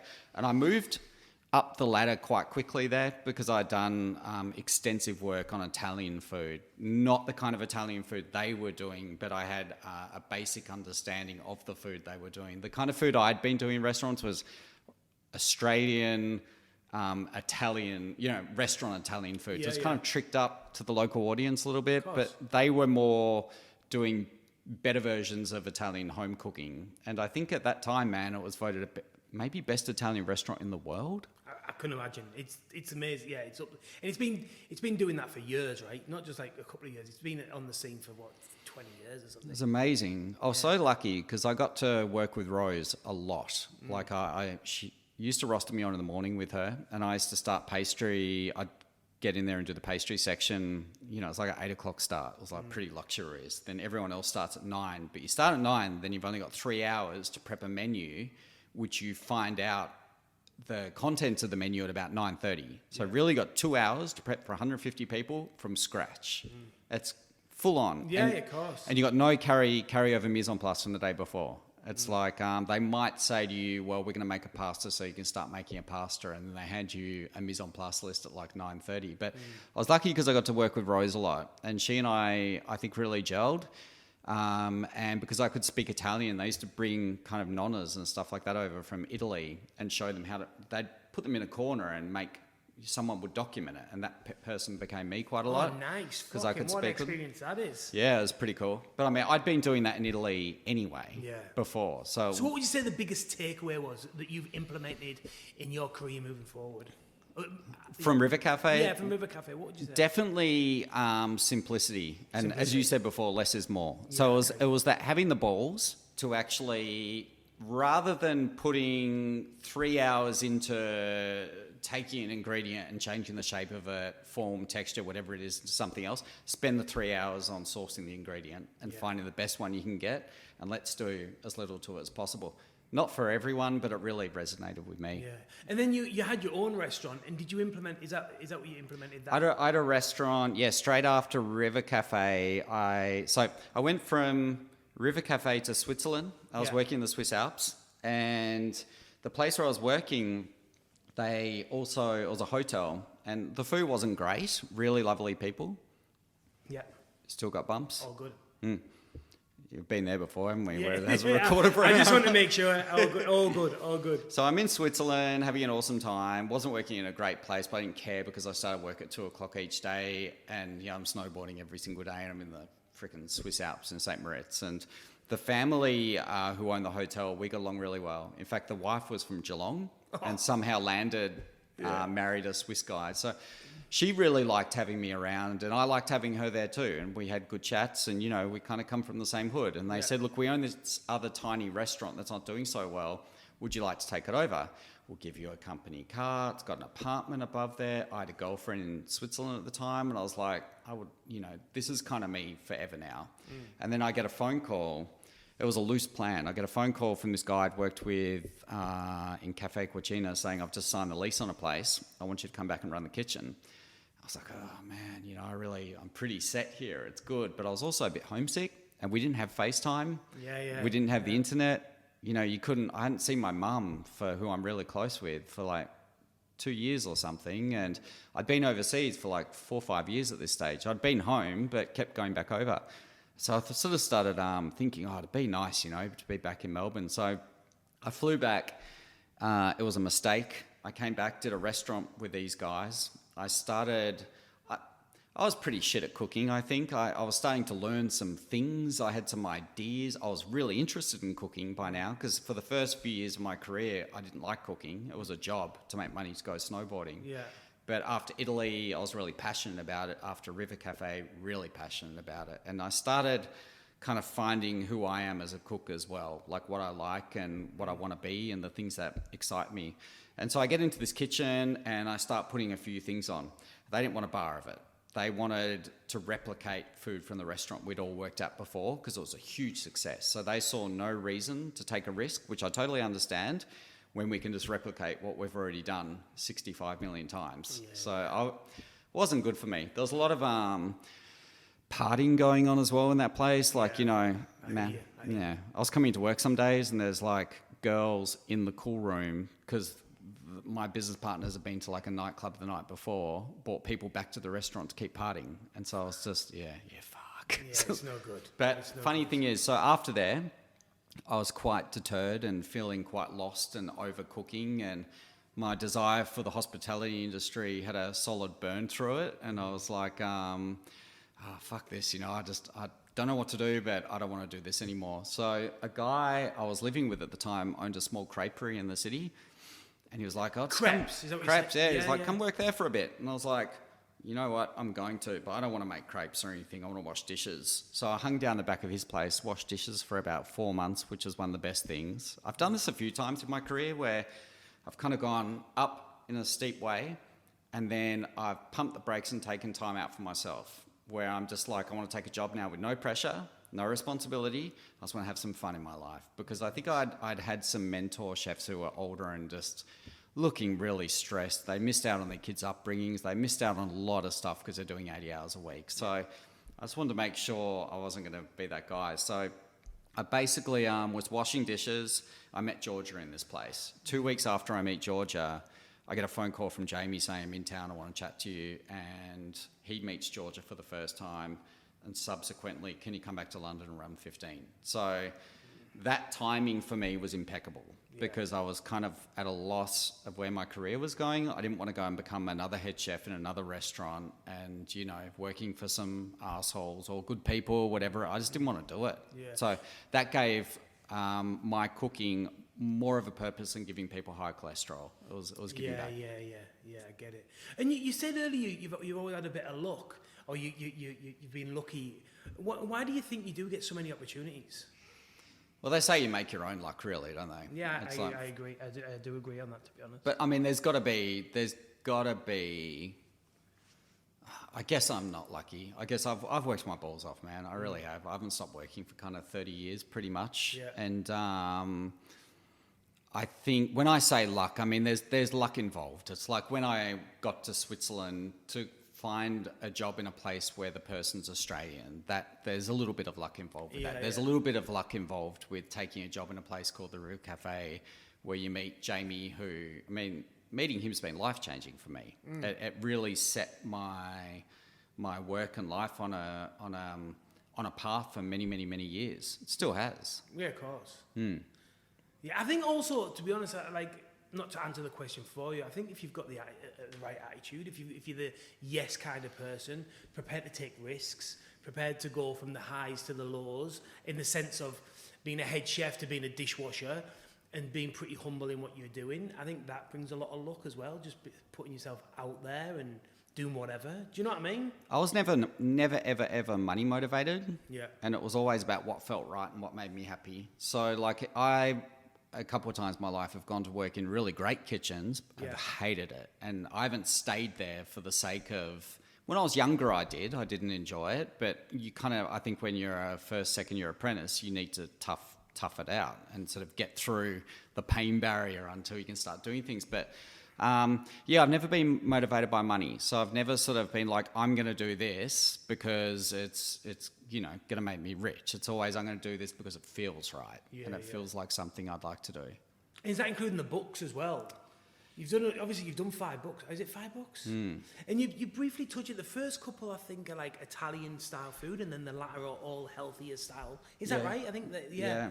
And what's been the process of doing that? I know you said you were cooking a lot at home. Do you do a lot of do you have a photographer in? Do you manage the recipes at home? How do you get a publisher? How does it all work? How does that whole situation come together? I'm going to use the word lucky again. And so when I came back to Australia, so things have probably changed a little bit now, but there was a time in Australia where if you've worked in New York or London, people respect that. You could have been working at a fish and chip shop in London. It doesn't matter. But if you just say, I've just come back from working in London, people are like, ooh, you must be good. That sounds fancy. I think it's changed a little bit now with the internet and stuff like that. But I came back having worked in London, but also I guess not having worked in London, just doing that. I was the exec head chef, whatever you want to call it, of Jamie Oliver's first big restaurant. I'd done TV with him, and we came back with the offering to do a Channel 10 TV show on prime time. So publishers came to me. Right. I was quite lucky. So, but that TV show almost fell over a few times because I wanted to do, we did a crazy and unheard of thing, which was we negotiated in the right to have final say on the edit for the TV show. Because one of my main things with dealing, so keep in mind I've been working with the young kids in the UK for 2 years at this stage, 2.5 years. And they'd had a hard enough time. I didn't want any producers, TV networks, studios, anyone exploiting them anymore for the sake of ratings for their fucking show. So it was like, if we're going to do this, good for you. They've got to be protected. Definitely. It's like they're not here to be exploited. Do you think they weren't sometimes in the original? I don't know. Perhaps. Yeah. Okay. Perhaps. I mean, look, TV. I've been around it a lot, not a huge... I mean, I love making TV, but I really enjoy the process of being... I'm quite introverted most of the time. For some reason, I like being in front of... I don't like people talking to me on the street a result of that, but I like the job of actually making a cooking show. I really enjoy it. But, I think in TV, there's just 2 different motives, you know? It's like, as we know now from all the reality TV shows... drama makes good TV. If we did a 15 cooking show and all the kids come in and they're happy as Larry and we turn them all into Michelin star chefs, there's no cuts, everyone shows up on time, that's not good TV. It's like you need the drama in there. So there's, it's this kind of opposing forces where we're trying to protect them and teach them and get them to be the best they can. The TV cameras wanted to capture some of the not so nice bits in their life because it's what hooks people in, unfortunately. Yeah. So with the books, did you how did you do it? Did you do it at home or do you No, how do you do the photography? Do you go to a kitchen or how does it? So the first book was I'd offers from every publisher because I got a TV show coming with Jamie Oliver on it. It's and I wanted to go with Penguin because I didn't know anything about Penguin, but I knew that I like penguins, and I also thought they're a big publishing house. I've heard of the name, and I also met with who's a great friend of mine to this day, who was the head of Lantern, which was a sub-print of Penguin. So it's like a mini publishing house within Penguin at the time, Julie Gibbs. And she was really cool. She published all Stephanie Alexander, Maggie Beer, Guy Grossi, like all, Carly Kwong, Karen Martini, all these people's books. So it was like, if you know anything about records, it's like the Def Jam of record labels. Yeah. Like it really was. She had all the top guns. So I sat down with her and she was just like, so what do you want to do? I was like, oh, cool. And she was like, let's do some skateboarding stuff in there and we'll do, what's this skateboard you've got there? And I said, oh, this is this skateboarder, Mark Gonzalez. He's like a really old school skater. I love his artwork. Why don't we contact him and see if he'll do some artwork for the book? And I was like, shit, yeah. So we did that. And like, you couldn't buy his artwork now. He's like got really famous. Yeah. He's done illustrations right through my first book. In answer to your question, being brought under the wing of Penguin, you got all their resources. So yes, we did shoot the first book at home, and it was crazy. I had Mark Chu, who is an amazing photographer. He rocks up to my house, and I've got the shoot list, which has obviously been all pre-approved. No assistants. Mark Chu's got one assistant, and we shot at my parents' house because I lived in like a one-bedroom studio or something, and they had a decent kitchen. It's kind of a bit like this, and he's like, oh, so there was no direction, which actually made a beautiful book. Because I think once you start to get good at stuff and you start to get in the momentum, you start to do things the same way. He said to me, so normally you have a stylist on shoots, but there's no budget on your book for this shoot. So normally you'll have like a lot of backdrops and textures to shoot on. And so what have you got? And I said, I don't know, what do you mean? He's like, like bits of cardboard or bits of wood and things we can put a plate on. So it's not the same background every single time. And I said, well, what about this? And I collect skateboards. I had about 40 skateboard decks sitting there, brand new ones. And he said, can we shoot on those? And I was like, is it is that what you do? And he was like, it's never been done. Let's do it. So if you look at that book, like I look at the cooking itself now, and there's probably 2 dishes in there I like. The rest of it, I get shivers up by it. It's like, oh, the fuck was I doing? But, it's like 20 years old or something. Yeah. But it was quite a groundbreaking book. It was one of the first books, I guess, to come out of Australia that was, that Jamie Oliver-esque, written by a young dude. It was 2005 it was released. But then after that went really well. And that went into many languages as well. And I was doing international book tours. And then I ended up doing a follow-up to that, which even more so. So suddenly we're not shooting at home. We're in a studio with assistants. And by book 3, we've got a big team. Yeah. There's like 5, 6, 7 of us on shoot. And more expectation though, right? Yeah, it's high production value, but they've also got the data that we know. Yeah, it'll sell, or you'll sell X amount or whatever. I'm on TV a lot at this stage too, so now it's really hard to get a book deal these days unless you're bringing an audience with you. So back in, things were different then because we didn't have Instagram and stuff like that. So you didn't have your own audience unless you were Jamie Oliver or had a big TV presence. So after book 3, I do have an audience because I've got people who've bought 2 books. They'll probably buy the 3rd, and I'm on TV shows and stuff like that.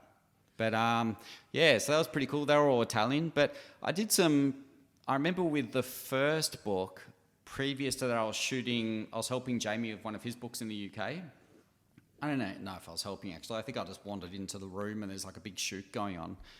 He's got a big team, and he's got a permanent team that kind of works with him, but for Penguin. So they work in his stable, but they're employed by Penguin. And so, because he does a book every year. So he's done one for, 22 books now, 23 books. It's serious shit. And he sells shitloads of them, right? Millions. It's like, I remember once he told me, I got like a $30,000 upfront check for one of my books, and he told me how much he got. I was like, oh God. And his first print run in the UK alone was like 1 million copies. Yeah. It's like a big print run in Australia is 40,000. Is it? If you can do, like my first big print run was like 40 or 60,000 because they knew I had a TV show coming. Yeah. And a big Someone asked me to do one, and they said that 5,000 would be. 5,000's good. Yeah, it's still a big one. Yeah, that's what they said. 5,000. Things have changed now, though. It's like you can get, back then you didn't have access to all this information. You can just hop on your phone and get now. It's like you had to look at books. So you put me off. It was you on the one to I'm sorry, put man. me off it. You were like, it's so much work, and it is. And I was like, yeah, it's not for me. And also when they asked me to do it, they wanted to tell me what I wanted to do, and it wasn't what I wanted to do.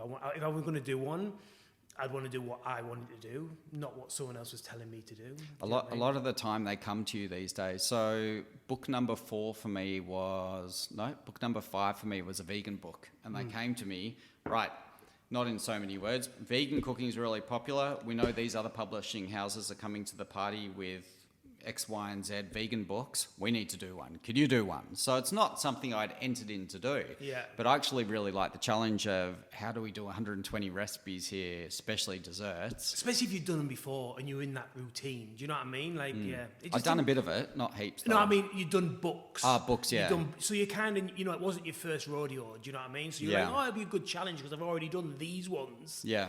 Skateboarding and artists and all that. Yeah. So like you'd already had that. This is a new challenge. For me, for someone to come and tell me, we want you to do this and we want you to do that, I felt like that isn't what I want. You'd be best, yeah. So where I was going with this whole, with the last book I did, they had like a couple of Instagrammers. They're not chefs, and it doesn't matter if you're a chef or not, I don't think. But if you are really passionate about, in this circumstance, cooking, they had a couple of Instagrammers who had a huge following of their food thing, and they were doing books with them. Yeah. Because the whole landscape of publishing changed. We used to get a lot of money.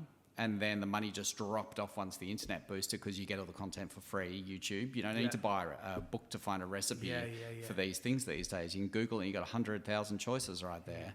And so basically now, and it's quite sad in a way, but if you have got like you've got a big following, if you go in with that, they're just going to piggyback off you. But at the end of the day, it's like, here's your 20% of this thing you're working your balls off. Yeah, exactly. And now you're providing the audience too. Yeah. What are you doing? Yeah, exactly. Yeah. But I don't mean to, because they work very hard and they're very good at what they do. Of course. Changing gears a bit, you started a new business, your own business, whatever it might be.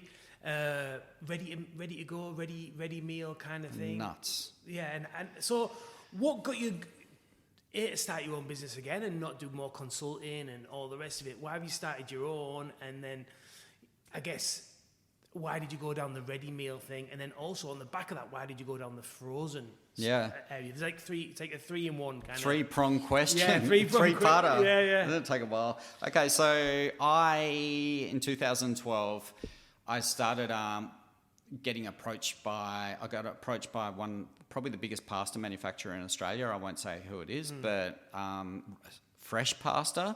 And I went out and had a look at, it's the stuff you find in the fridge and it's all ravioli. And they wanted to give me my own range under their thing. Yeah.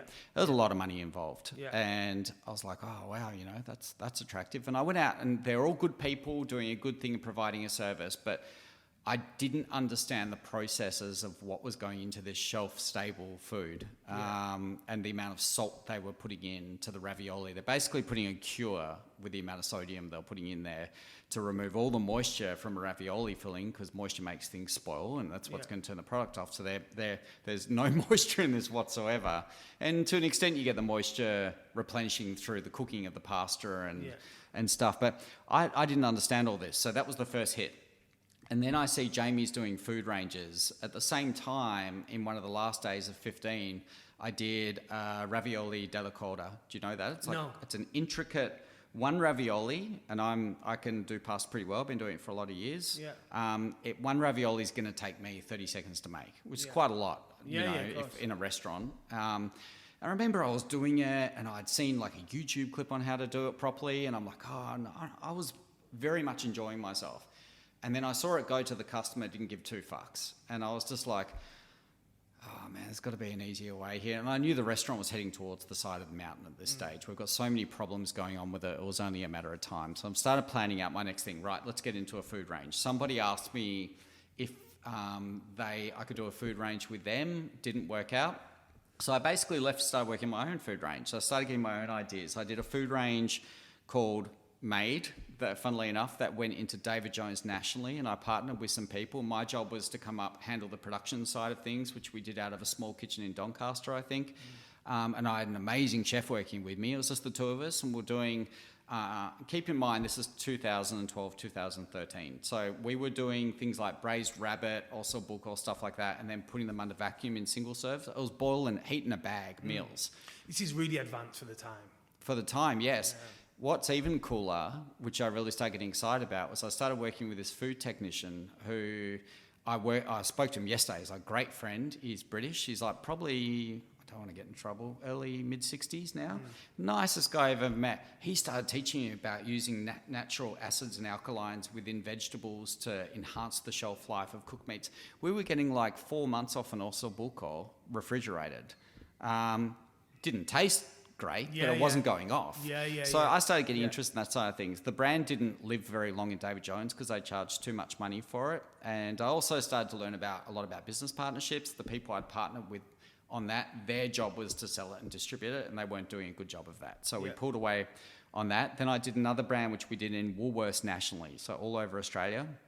Once again, it was crazy because we went in there for the meeting of what we were going to do before we had done it. So we're going to do this brand. I was an ambassador for Woolworths for a while. So you hadn't had nothing was in place, No. anything like that, right? Okay. So I had an idea, and I met with this guy, and he's in marketing and PR, very smart, switch-on guy. He's like, well, let's just hop on a plane, we'll go talk to them. You know the people? And I was like, yeah, because I'd like to contact some Woolies. And they're like, well, we actually need this. Can you give it to us in 3 months? I was like, shit, okay. So I've got to find. So we're chasing our tails. We got the product.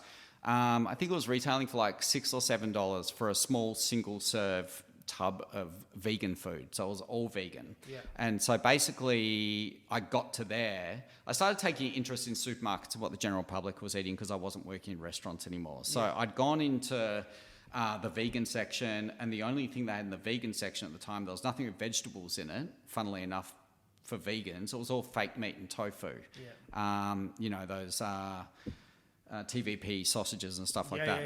I think this market is still huge. We've looked at this market as well, but this is why I'm doing what I'm doing now a bit. Yeah. So basically I had 2 food brands I learnt heaps of, and then I've been consulting, doing new product development for some pretty large things as well. And then I got to a stage where I was just not overly happy with the environmental responsibility these large corporations, producers are taking on board.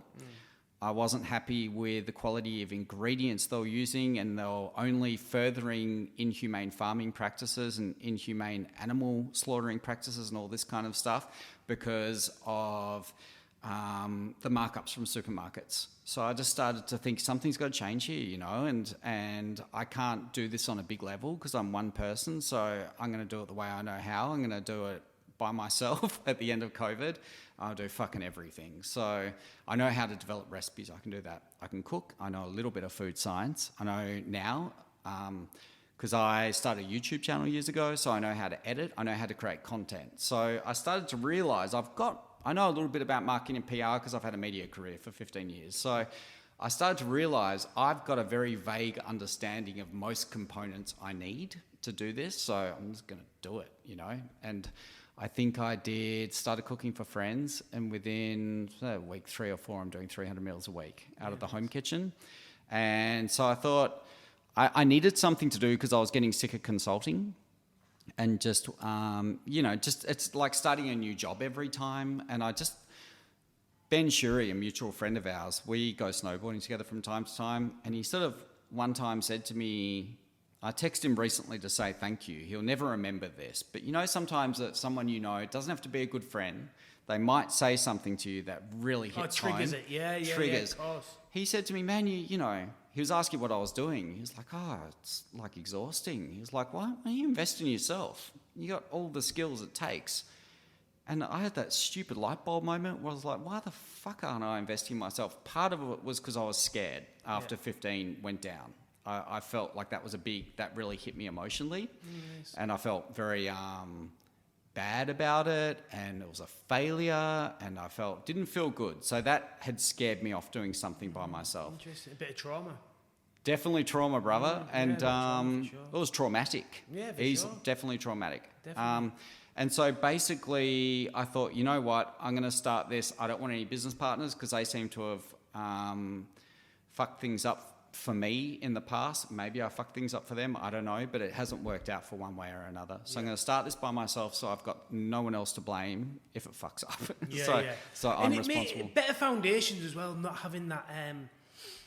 I was going to ask you, why have you started small? And you've answered that question already, but building small, especially if you've got a little bit of trauma or whatever else it is, starting small where you've always can easily have an exit plan. I can easily go back to work. I can easily do this. But when you've got investors and you can't. Yeah, it's hard. And it's really hard. And the foundations that you're building on are not as they might be more stable within financial and whatnot and like infrastructure, but personally, your personal foundations might need to be a lot more rocky, having that hanging over your head.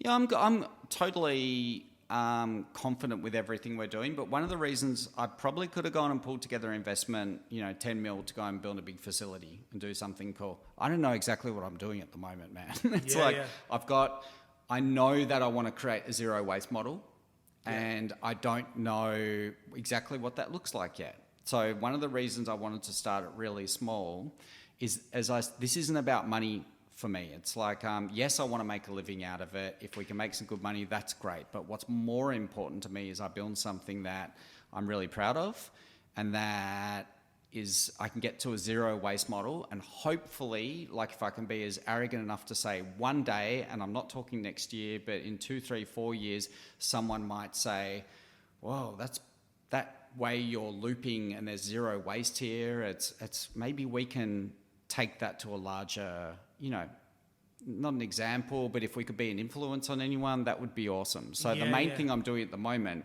is I've been, when I write a recipe, it's pretty cool. So I've got a pumpkin curry, for example. Japanese pumpkin curry. So I sit down and write. I've done my research. Yeah. So I sit down and this is more a now thing than a year ago thing, but I sit down and I write out the recipe. Then I draw all the ingredients that I need for the recipe, and then I put a red line around any bits that are going to be left over. So out of a pumpkin curry recipe, we're going to have the pumpkin curry itself, the wrapper from that, and I start to point out where everything goes. Down to the pumpkin skin, we start to make, I'm dehydrating or drying that right out now, we make a pumpkin skin togarashi. So I'm trying to get this to a stage where, Matt Stone's done an amazing job on this, and Joe Barrett. Yost, I'm speaking with Yost Backer about this now. I'm just starting to try and pull people in to try and do something cool. That's awesome. Yeah, so that's the main reason I'm doing this, is everything's okay. It's like the food's starting to get a little bit better, because we did a little clip the other day, which I've still got to edit, but it's like at Made by Tobie, we're very hands-on, and it's kind of got me, washing the window and then me washing the dishes and me doing, because it's very one-man band. I've got some help at the moment, but I kind of want it to be that way so I can understand everything to see where we can, I don't know if better things is the right term, but make things the way I want it. It just goes to show, though, like there's people out there that want to start their own business, and we've gone through your career quite in depth, and it shows, you've had a lot of connections and all the rest of it, and you've come back to starting it off small. Yeah. Do you know what I mean? So what I'm saying is, there's people out there, you don't need massive investment, you don't need things. You just have to have an idea, a vision, a goal, and start nice and small.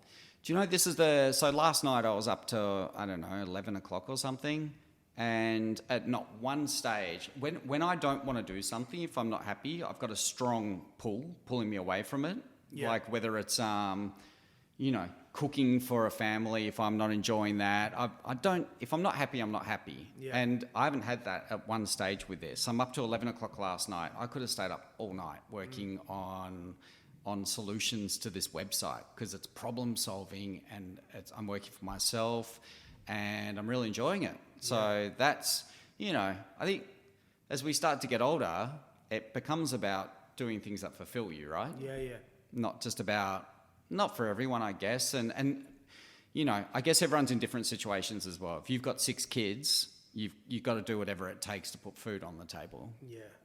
So I'm a bit lucky where I've got other streams. That's nice. So tell us about it. What's the goal? What is it? Made by Tobie. What is it? So Made by Tobie is a frozen ready meal brand. So the reason it's frozen is to reduce food waste. So that we're getting about 40% of the food that's produced in this country is heading into landfill of some sort. This is dictated by a lot of different elements. And so I wanted to create something that we eliminate the waste from my end, but also the consumer end. You've seen the amount of times you buy something, you get busy, it goes in the bin. Definitely. You don't have to do that. This can stay in the freezer for 4 months, 6 months, and you pull it out when you're ready.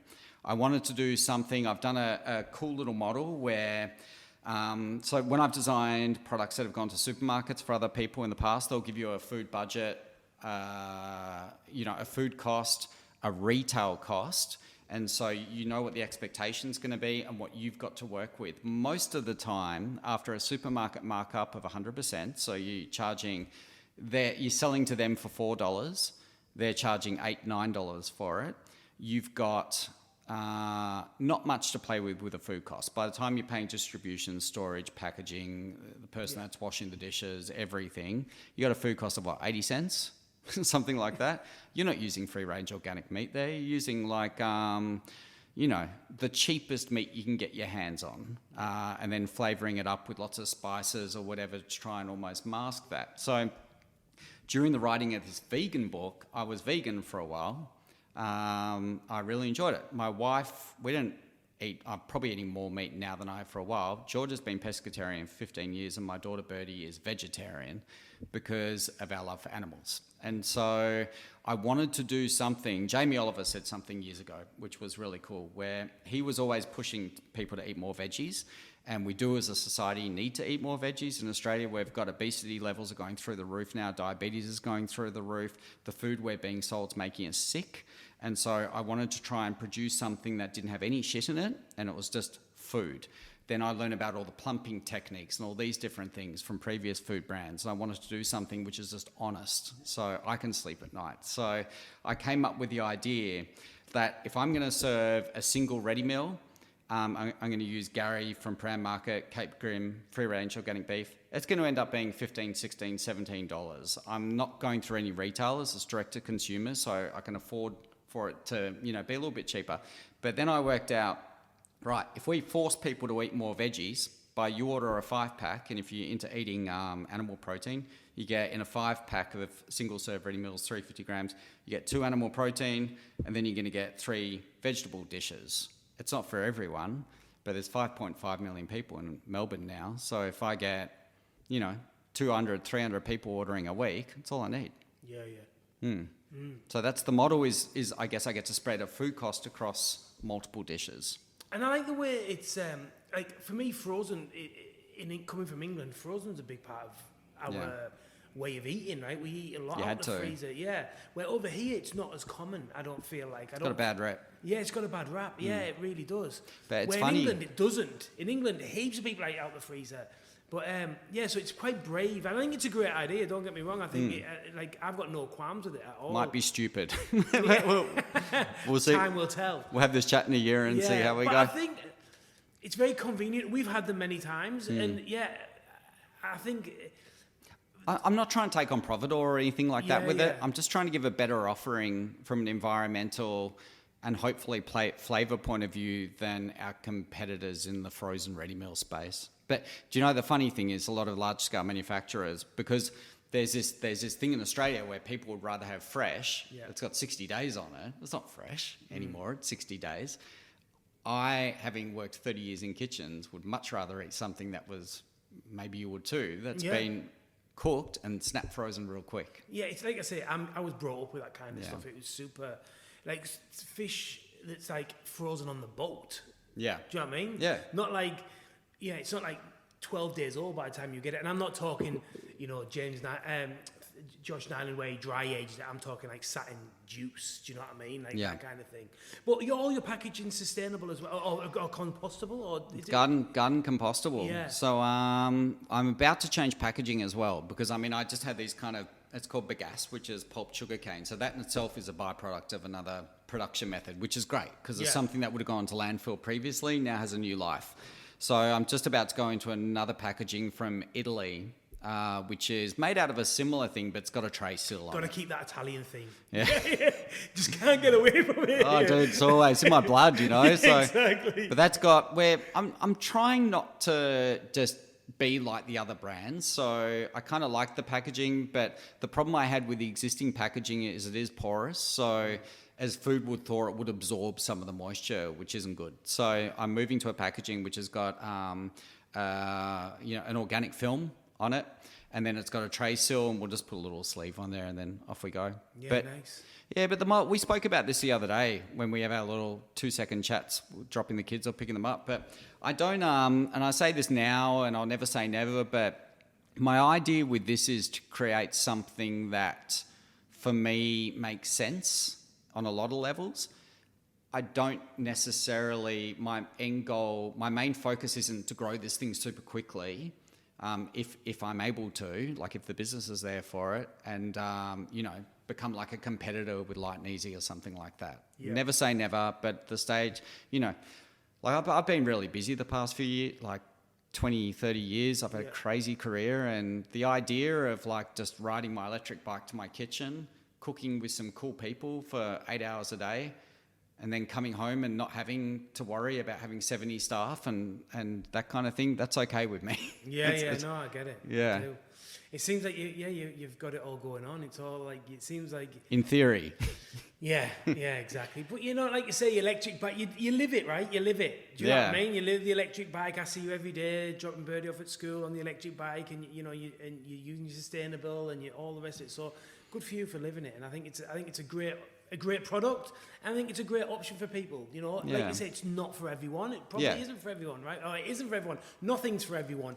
But there's a market out there that really care about sustainability. It's a niche product, man. Yeah. It's a niche product. People want to care about sustainability, and they've just banned plastic straws and thingy, and it's all moving that way. You're definitely ahead of the curve, in my opinion. Yeah, I've always been an early adopter, and for a lot of the time I've been way too early, and it hasn't worked. Like that can be a problem. It is a problem. That can be a problem. I think, like VR and voice and all this kind of thing, it's definitely going to happen. But if you go too early and invest all your money too early, then when it does come through, you're out of capital. And do you know what I mean? And that can be the same. We did that with the Mills and David Jones, with the also book on stuff like that. It was too early. I said that it was too early. Even now, I think potentially is too early on that. Honestly, even that boil in the bag thing. And it's been going since the 80s. Yeah. Even now, people don't quite understand it. Maybe they never will.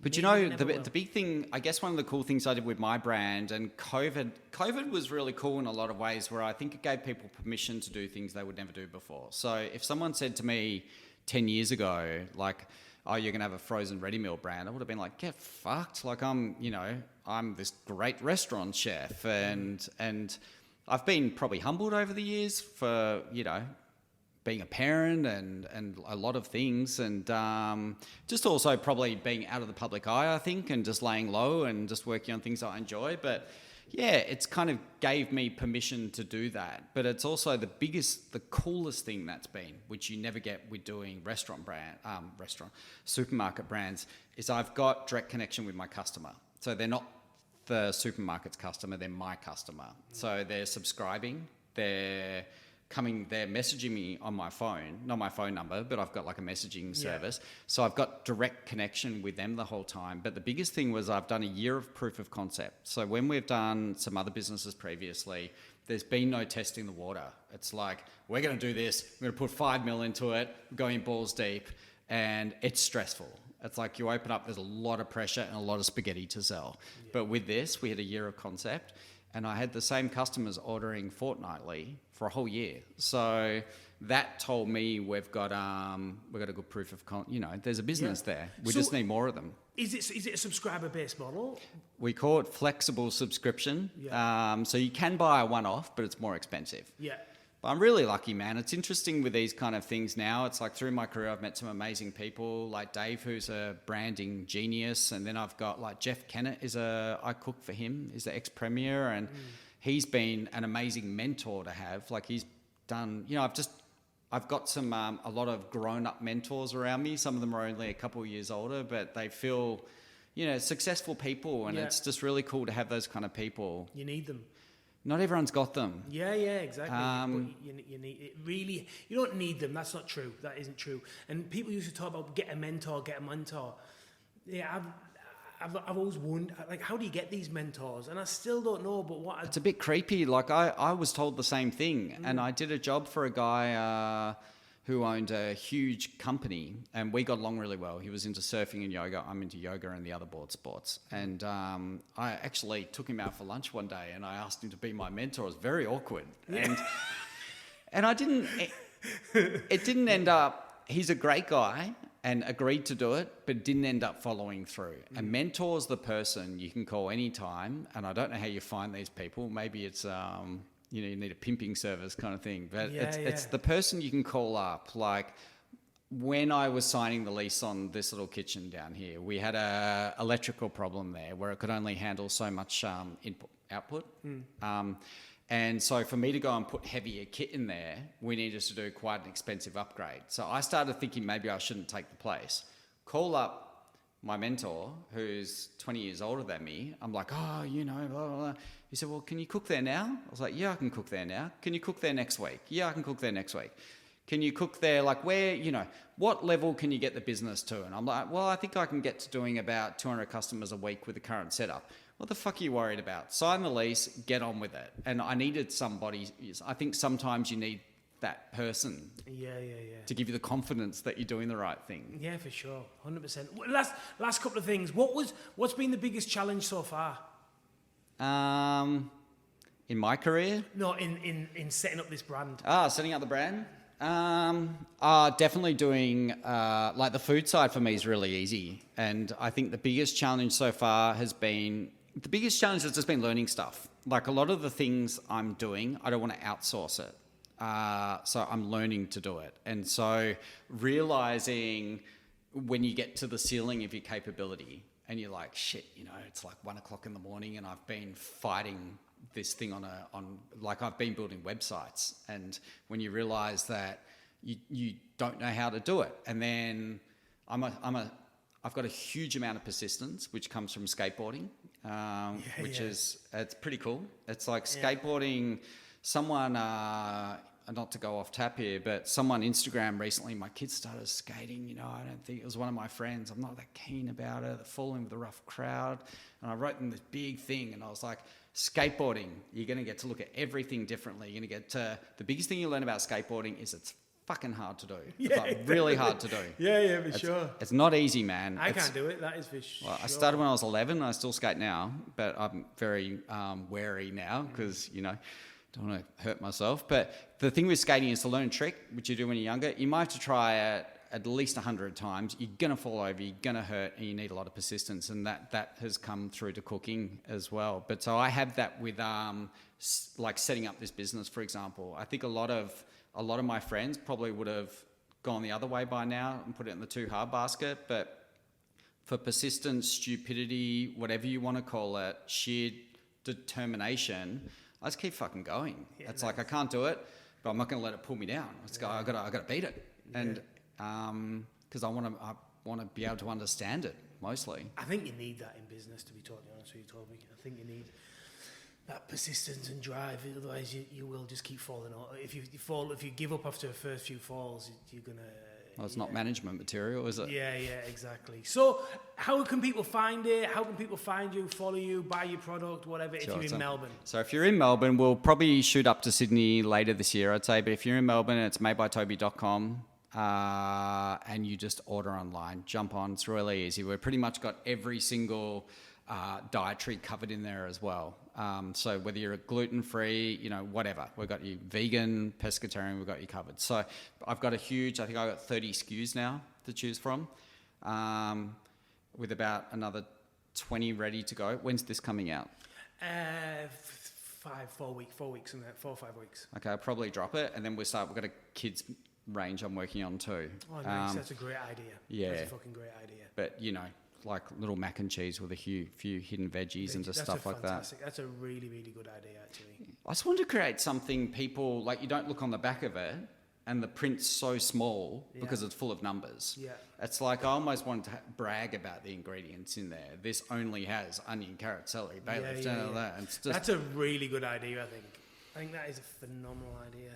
Because I think even people that don't eat yours, your main meal, effectively, potentially would still get the kids, But a lot of people don't understand about what goes in their food anyway. Yeah, yeah. And like I remember telling somebody that someone asked me why I've done this, and I was like, well, why am I freezing, for example? Well, I worked on a food brand where I did a meal and it had some kale in it, and through a pasteurization process, the kale was losing the chlorophyll. So the reaction to that was to put blue food dye in it, which heightens greens, which is very common practice, and it's natural food dye. It's not bad for you. It's still the addition of alien-ish ingredient for the purpose of making food look like food when it's not after what you've done to it. So I just wanted to create something where you didn't need to do any of that stuff. I'm not bagging it out. I just didn't want to do it. Yeah. There's a market for everyone. Yeah. Do you know what I mean? There's a market for everyone. Well, listen, it's been awesome talking to you. I've thoroughly enjoyed listening to your career. It's been, very interesting. Done so many different things. And I think what it always boils down to, it seems to me that, you always do things that interest you, and you're always doing things that drive you. Do you know what I mean? That's how I feel. Like it didn't seem like you've just done something for the sake of doing it, right? Like, haven't took a job just for the sake of taking a job. It's always been for some sort of either a downtown or an uptime. It's very interesting. So Thank good you. for you. Good luck with the business. I hope it goes well, and we'll continue being a customer. And yeah, that's it. Thanks for having me, man. Take it easy. Take it easy.